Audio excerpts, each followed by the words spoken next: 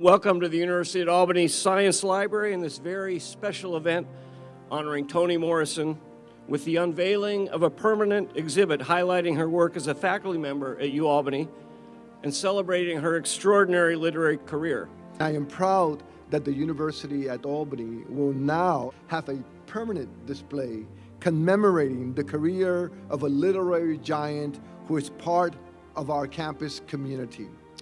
Toni Morrison is just not a well-known writer. She is an artist who knew the essential power of art to heal.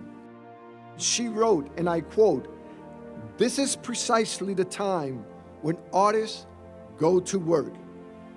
There is no time for despair, no place for self-pity, no need for silence, no room for fear. We speak, we write, we do language. That is how civilization heals." While she was here, she wrote Beloved, her novel inspired by the tragic story of Margaret Garner.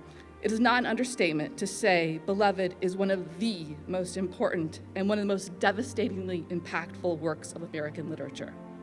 Just 4 years later, she became the first and still only African-American woman to receive the Nobel Prize in Literature. She wrote this very important quote from that masterpiece of a novel, Beloved. "In this here place, we flesh. Flesh that weeps, laughs, flesh that dances on bare feet in grass. Love it hard. Yonder, they do not love your flesh. They despise it. You got to love it. You."